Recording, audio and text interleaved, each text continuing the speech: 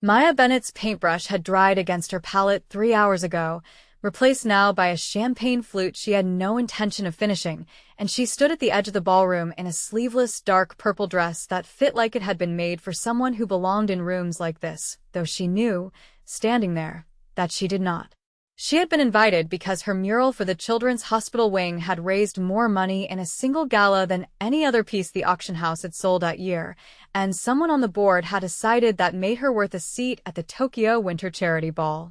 Maya had said yes because saying yes to opportunities was how a 22-year-old artist with more talent than connections built a career, and because part of her, the part that still remembered growing up watching galleries from the outside, wanted to see what it felt like to be let in. She did not expect to be shoved to the floor before dessert. It happened fast, the way humiliation always does. A woman in a silver gown swept past the table where Maya sat, paused, looked down at her with an expression that made it clear she had already decided everything worth knowing about Maya from her seat alone, and said, loud enough for the surrounding tables to hear, "She doesn't belong here." Then her hand connected with Maya's shoulder, not hard exactly, but deliberate, precise, engineered to look accidental to anyone not paying close attention. Maya's chair went sideways. She hit the marble floor in front of 40 guests in silk and tailored black, her wine glass shattering somewhere near her hip, and for one suspended second the entire ballroom simply watched. "Careful," the woman said, not offering a hand. "This isn't a street corner." Maya's face burned, though not from the fall. She pushed herself up on her own, glass crunching under her palm, and got to her feet with the kind of stillness she had learned a long time ago was the only dignity available to a person who could not afford to make a scene. "I was invited," she said, quiet enough that only the closest tables caught it. "Were you?" Something flickered behind the woman's eyes, surprise, maybe, that the artist she'd just knocked to the ground had a spine. "Of course I was invited. I am Haruka Ishida." She said the name like it was supposed to mean something, like the room owed her recognition for simply existing in it. "And you are the mural girl the board felt sorry for. Sit somewhere else next time.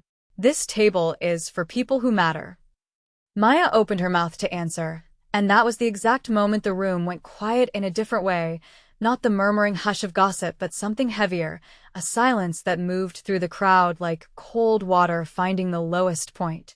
She felt it before she understood it, the way the air itself seemed to change texture, and she turned to see a man crossing the ballroom floor with a stride that parted the crowd without anyone appearing to move out of his way on purpose. He wore black, not the tuxedo black every other man in the room wore, but something cut so precisely it looked less like fabric and more like a decision. His eyes found Maya first, and something in them shifted the instant they did, a coldness that had been resting easily on his face all evening replaced by something sharper, more immediate. He crossed the last several feet in 3 strides and was beside her before she had fully processed that he was moving toward her at all. "Are you hurt?" he said. Not to the room, only to her. "I'm fine," Maya said, though her voice came out smaller than she wanted.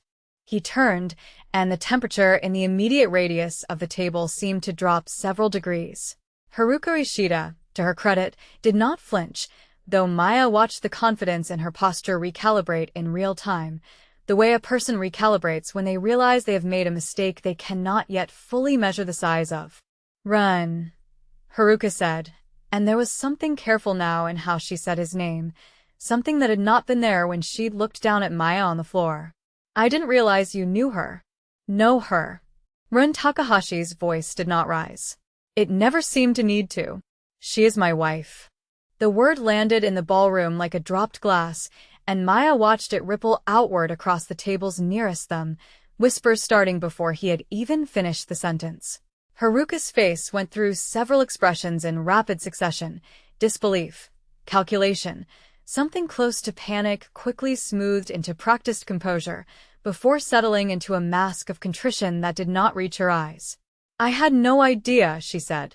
"If I had known, you would have shoved someone else's wife to the floor instead," Rin said. "I understand. That is not actually a comfort, Miss Ishida."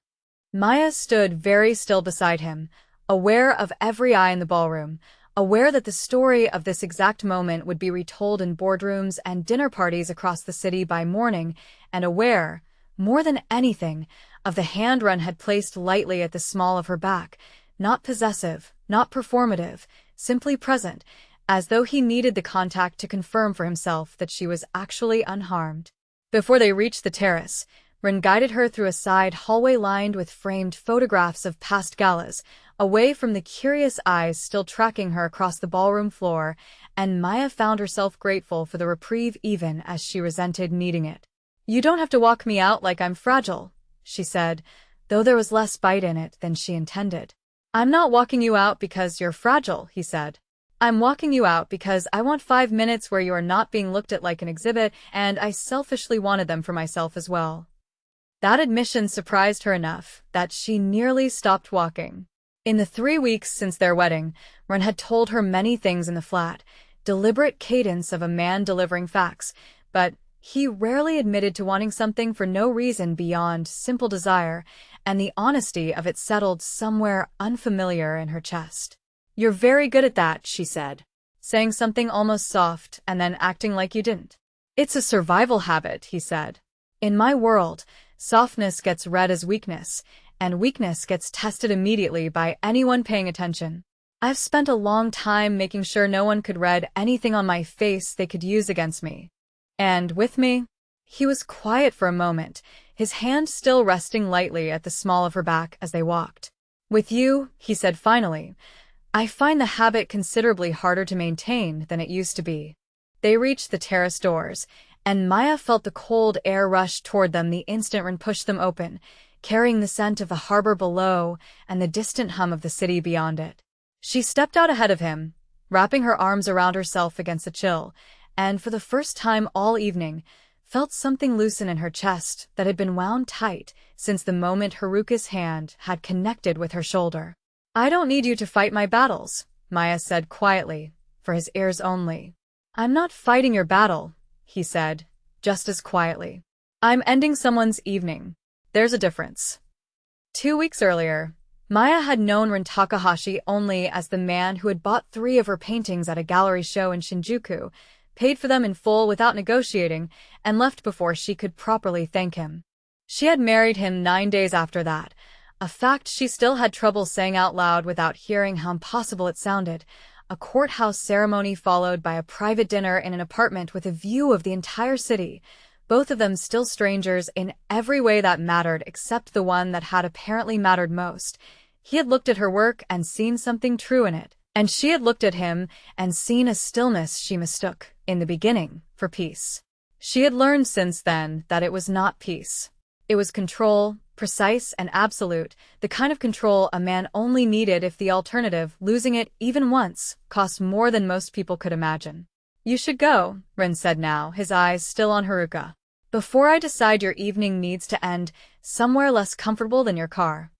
Haruka's jaw tightened, but she gathered the silver folds of her gown and left the table without another word, her heels sharp against the marble in a rhythm that sounded, to Maya, distinctly like retreat. The ballroom did not return to normal.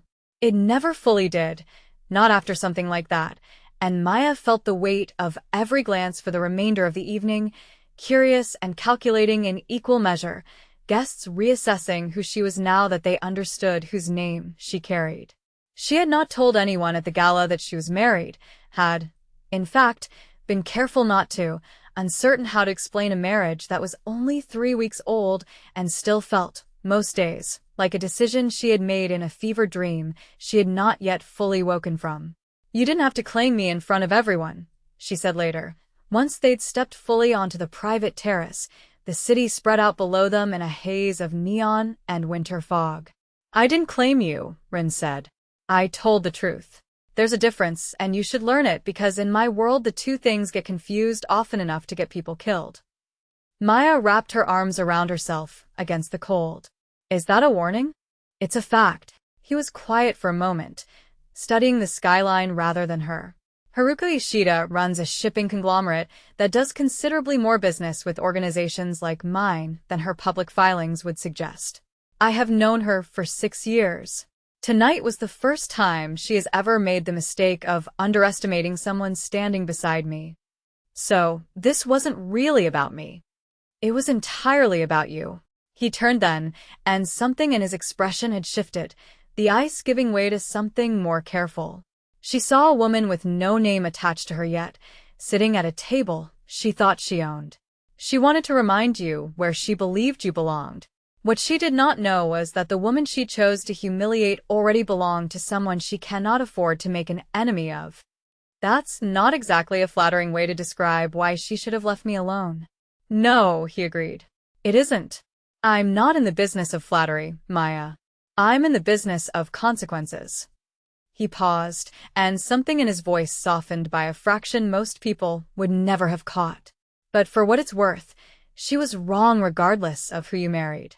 You belonged in that room because your work moved more people to open their wallets for sick children than anyone else's did tonight. That had nothing to do with my name. Maya looked at him for a long moment, cataloging, not for the first time, the particular way he said things that sounded almost gentle wrapped inside a delivery so controlled it was easy to miss the gentleness entirely. You don't say things like that very often, she said. No, he said. I don't. 3 days later, Maya learned exactly how dangerous underestimating her had actually been for everyone involved, though not in the way she expected. She was in her studio, a converted warehouse space near the harbor that Ren had insisted on securing for her the week after their wedding, when the first sign of trouble arrived in the form of Daichi, Ren's head of security, standing in her doorway with an expression that told her something was wrong before he said a single word. Mrs. Takahashi, he said, I need you to come with me. Now, not after you finish that piece.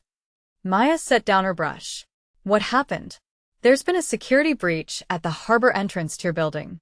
We're not certain it's connected to you, but given recent events, Mr. Takahashi does not want to take the risk of assuming it isn't.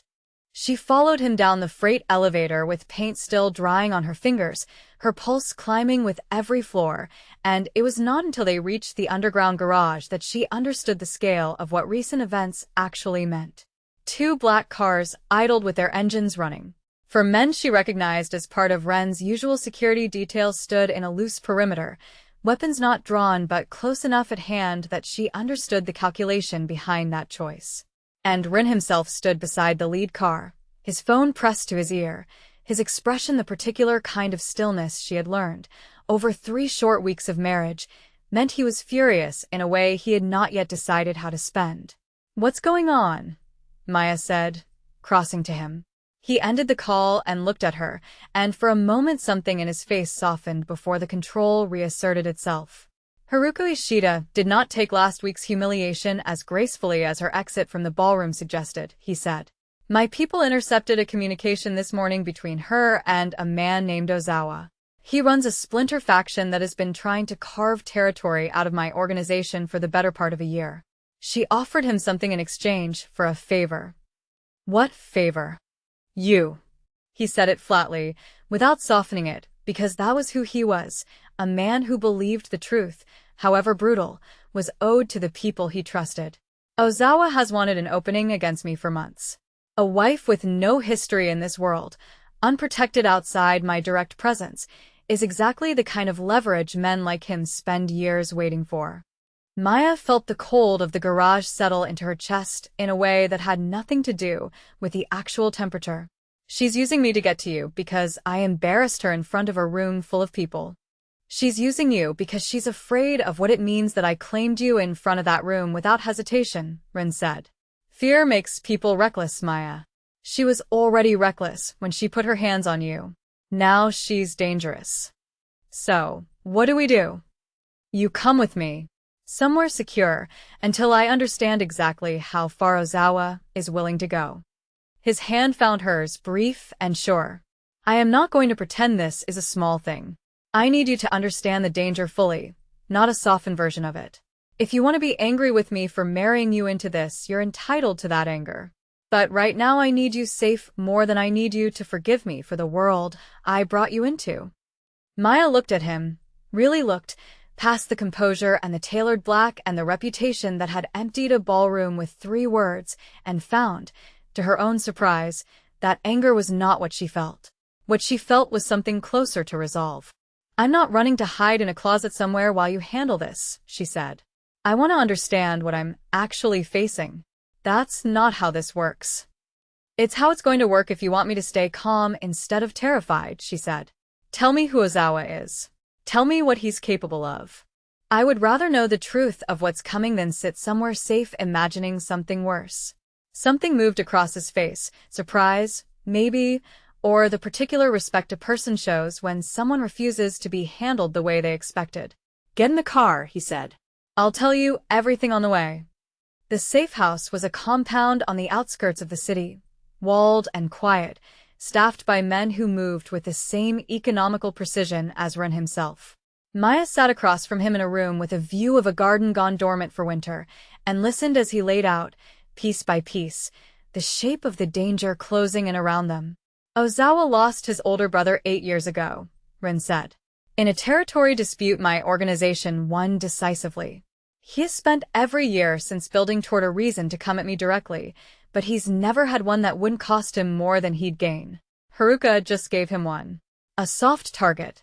A way to hurt me, without ever having to face me himself." "You said this is the first time she's underestimated someone standing beside you," Maya said. "That means there were others before me. Other people you protected the way you're protecting me now." Ren was quiet for a long moment. "There was a woman before you," he said finally. "Her name was Aiko. We were engaged, once a long time before I understood how dangerous it was to let anyone see what she meant to me." His jaw tightened, the same fraction of tension Maya had watched crack his composure at the gala. "A rival faction took her to send me a message. I found her 3 days later. I was not fast enough. I have spent every year since making certain I was never that slow again."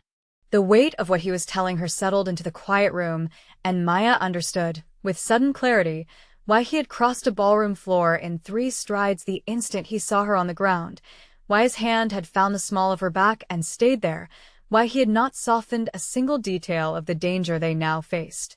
"That's why you claimed me so fast," she said quietly. "Not because you loved me yet. Because you couldn't survive being too slow again." "I was wrong to think those were separate things," Ren said. "I told myself in the beginning that marrying you was a decision made with a clear head, that I understood exactly what I was doing and why. I have since learned that was a lie I told myself because the truth terrified me more than Ozawa ever could." He looked at her, something raw moving behind eyes that were usually so carefully controlled. "You're the first person in 3 years who made me feel like something other than a weapon standing in a room, Maya. I did not marry you to protect myself from Ozawa. I married you because some part of me recognized, the moment I saw your work in that gallery, that I did not want to spend the rest of my life being only what this world made me." Maya crossed the room and sat beside him, closer than she had allowed herself to sit in the 3 weeks since their wedding, close enough to feel the tension radiating off him like heat. "I'm not going to pretend I'm not afraid," she said.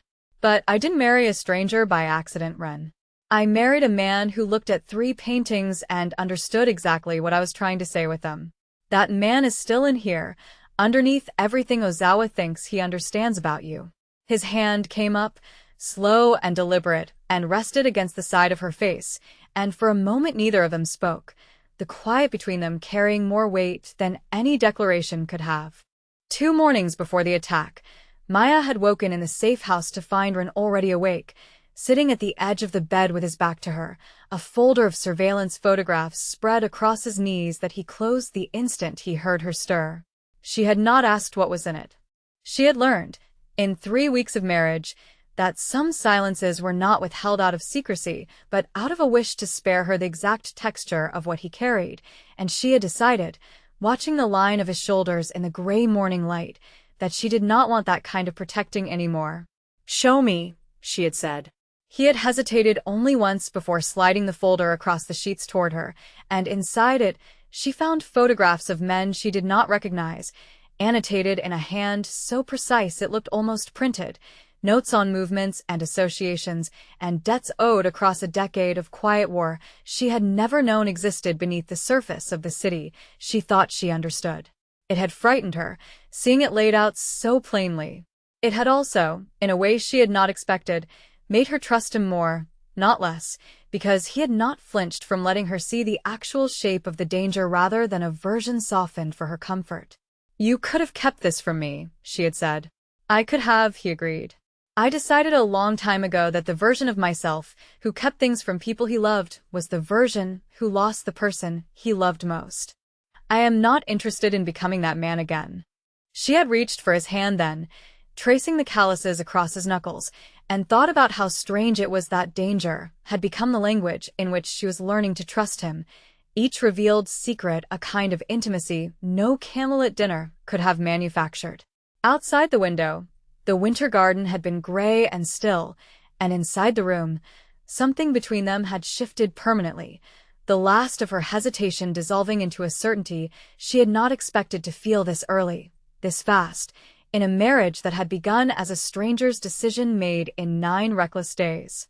It was that certainty, she realized afterward, that had carried her through the 2 nights that followed, through gunfire and iron sconces and a warehouse full of men her husband had gone to face without her, because somewhere in that quiet gray morning she had stopped being a woman married to a stranger and become, instead, a woman who understood exactly what she had chosen and exactly why she intended to keep choosing it.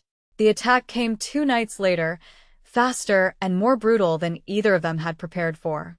Maya woke to the sound of shattering glass on the compound's lower floor, followed almost immediately by the sharp crack of gunfire, and Run was already moving before her eyes had fully adjusted to the dark, pulling a weapon from the drawer beside the bed with hands that did not shake despite the chaos erupting below them. "Stay behind me," he said.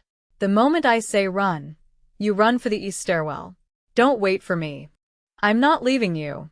You will if I tell you to," he said, and there was no room in his voice for negotiation, only the flat certainty of a man who had already lost someone once to a moment of hesitation and had promised himself it would never happen again.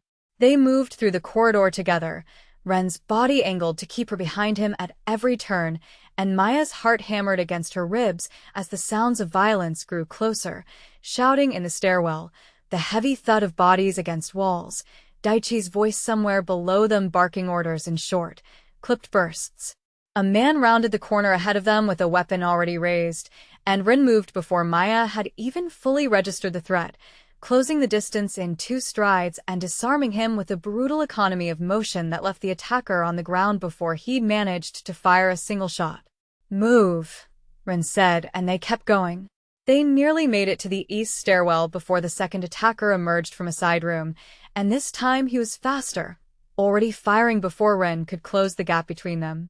Maya felt the shot pass close enough to feel the displaced air against her cheek, and something in her that had spent the last 3 weeks being protected instead of protecting finally snapped into motion. She grabbed the heavy iron sconce from the wall beside her and swung it into the attacker's arm just as he adjusted his aim toward Ren's exposed side, the impact knocking the weapon from his grip and buying Ren the half-second he needed to finish what she'd started. The man went down hard. The corridor went quiet except for their breathing. Ren turned to her, something in his expression that she had never seen on him before, not the controlled ice of the ballroom, not even the raw honesty of the safe house 2 nights earlier, but something closer to shock, as though the world had just rearranged itself in a way he hadn't accounted for.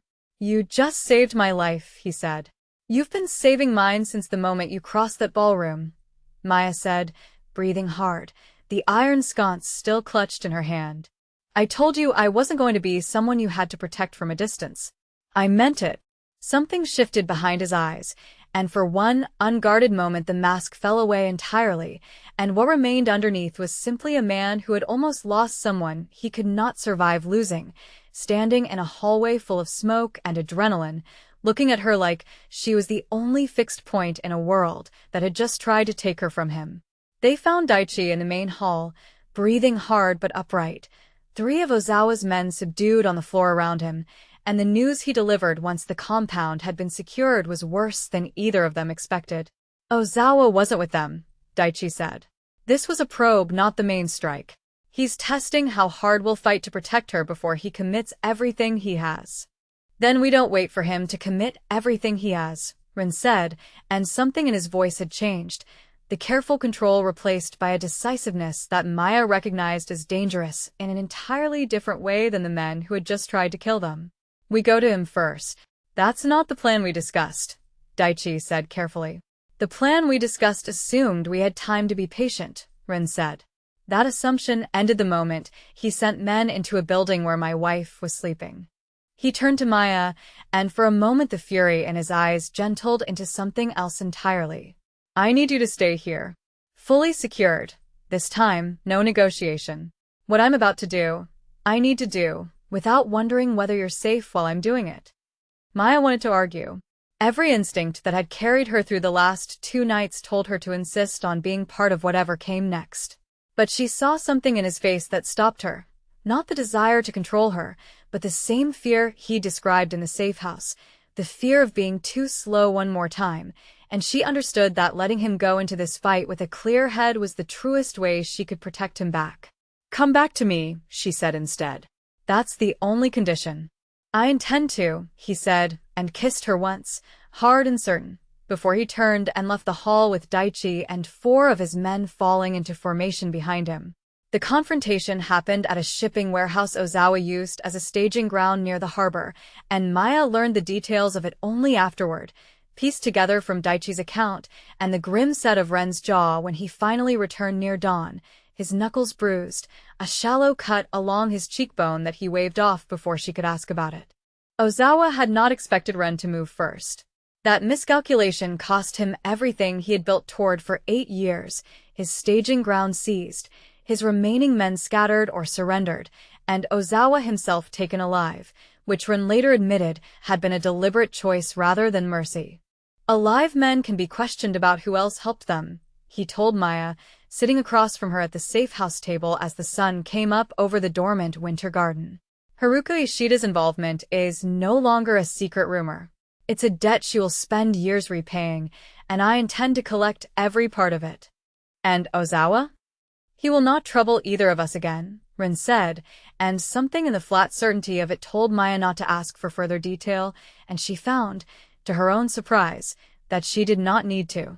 Maya looked at him across the table, the bruised knuckles, the shallow cut, the exhaustion he was too controlled to fully show but that lived at the edges of his eyes, and thought about the woman on the ballroom floor 3 weeks ago, humiliated in front of 40 guests by a rival who had believed her powerless because she carried no visible name. She thought about the iron sconce in her hand and the half-second it had bought the man she loved, and she understood, sitting in the quiet morning light, that she had stopped being someone who needed protecting from a distance somewhere in the last 2 nights, and had become, instead, someone standing fully inside this dangerous, unlikely life beside him. I'm not going back to pretending I'm just the mural girl the board felt sorry for, she said. You were never that, Rin said. Haruka was wrong the moment she looked at you, and decided she already knew everything worth knowing. I was wrong too, in a way. I married you to keep you safe from a world I understood better than you did. I should have married you because I already knew you were strong enough to stand in it beside me. Maya reached across the table and took his bruised hand in both of hers, careful of the split skin across his knuckles, and something in her chest settled into a shape she recognized, finally, as certainty.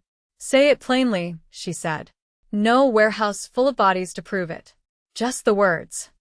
I love you, Ren Takahashi said, the words unguarded in a way nothing else about him ever was.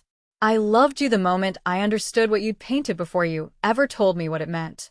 I've spent every day since terrified of losing you the way I lost Aiko, and every day since you have shown me, piece by piece, that you were never someone who needed me to be terrified on your behalf.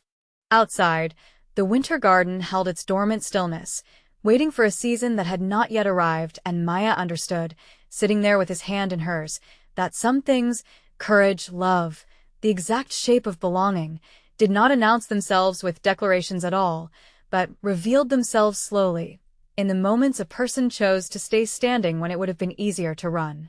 Weeks later, when the story of the winter charity ball had long since faded from the whispered circuits of Tokyo society, replaced by newer scandals and fresher gossip, Maya still kept the iron sconce from the safe house corridor propped against the wall of her studio, dented from the impact, A reminder she had not expected to need, but was glad to have.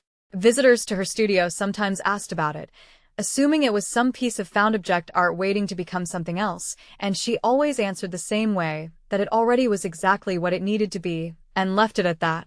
Rin came to the studio most evenings now, not because he needed to check on her safety, though the habit of vigilance never fully left a man who had built his life around it, but because he had discovered, somewhere in the aftermath of Ozawa's warehouse and Haruka's quiet, ongoing repayment of the debt she owed them both, that he preferred watching Maya paint to almost anything else the city could offer him.